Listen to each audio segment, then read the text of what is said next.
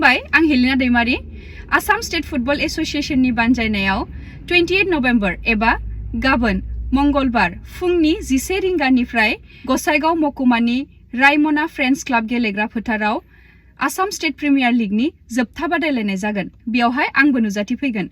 बिनिखायनो नोंथांमोन बयखौबो लैहोर लैहोर फैनानै जोलुर बादायलायनायखौ नायफैनो आरो बिथांमोनखौ थुलुंगा होफैनो थाखाय आं गुरै खावलायबाय। गोजोन्थों। खुलुमबाय आं हेलिना दैमारी आसाम स्टेट फुटबल एसोसिएशननि बानजायनायाव 28 नभेम्बर एबा गाबोन मंगलबार फुंनि 11 रिंगानिफ्राय गसाइगाव महकुमानि रायमना फ्रेन्ड्स क्लाब गेलेग्रा फोथाराव आसाम स्टेट प्रिमियार लीगनि जोबथा बादायलायनाय जागोन। बेयावहाय आंबो नुजाथिफैगोन।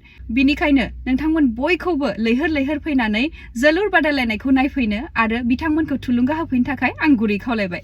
गोजोन्थों। गोजोनथाव खौरां बाजाज बाइक लानो गोसो गुदुं सुबुंफोरनि थाखाय। क'क्राझार नोगोराव थानाय दावहारु अट' एजेन्सिया फैगौ 16, 17, 18 आरो 19 नभेम्बरसिम दिवाली धामाका अफार्स आरो लोगोसे मेगा लन काम एक्सचेन्ज मेला होगासिनो दं। दावहारु अट' एजेन्सियाव बायगिरि बिथांमोना लवेस्ट डाउन पेमेन्ट होनानै बाइक लानो हागोन आरो एक्सचेन्जनि खाबुआबो एभेलेबेल जागोन।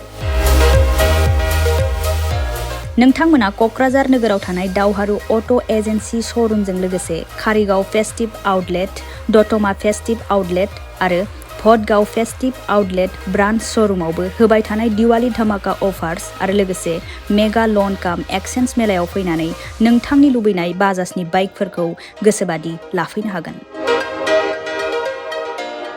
बाजाजनि बाइक सालायनो मोजां मोनग्रा रायजो राजाफोरनि थाखाय दावहारु अट' एजेन्सि श'रुमा लोगोसे मोजां अफारफोरबो लाबोदों। बेफोरनो जाबाय free assured gift, free seat cover, 5 litre petrol free, गंनै helmet free, 12 times free washing coupon आरो बाइक बायगिरिफोरनो बाइकखौ मोजाङै साखोन सिखोन लाखिनो थाखाय 12 टाइम्स फ्री वाशिं कुपनबो हरनाय जागोन।